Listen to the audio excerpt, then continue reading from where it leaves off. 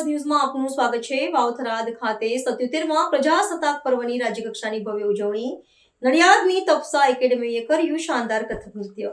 આ વર્ષે સ્વતંત્ર ભારતના 77મા પ્રજાસત્તાક પર્વની રાજ્યકક્ષાની ઉજવણી વાવથરાદના મલુપુર ખાતે ગુજરાતના રાજ્યપાલ શ્રી આચાર્ય દેવવ્રતજીની અધ્યક્ષતામાં થઈ હતી।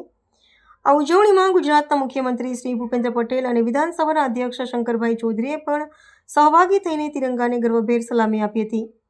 આ અવસરે યોજાયેલી શાનદાર પરેડનું નિરીક્ષણ કર્યું હતું, જેમાં વિવિધ પ્લેટૂનના જવાનોએ શૌર્ય અને શિસ્તથી વાતાવરણને દેશભક્તિના રંગે રંગી દીધું હતું। ગુજરાતના અદ્ભુત વારસાને રજૂ કરતી સાંસ્કૃતિક પ્રસ્તુતિઓ અને વિવિધ કરતબોએ સૌને મંત્રમુગ્ધ કરી દીધા હતા।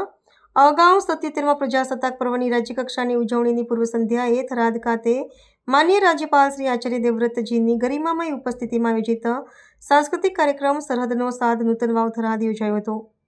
આ કાર્યક્રમમાં સરહદી વિસ્તાર એવા વાવથરાદનો ગૌરવશાળી ઇતિહાસ ઉજાગર કરવામાં આવ્યો હતો, જેમાં મુખ્યમંત્રી ભૂપેન્દ્ર પટેલ, વિધાનસભા અધ્યક્ષ શંકરભાઈ ચૌધરી અને અન્ય મહાનુભાવો પણ ઉપસ્થિત રહ્યા હતા।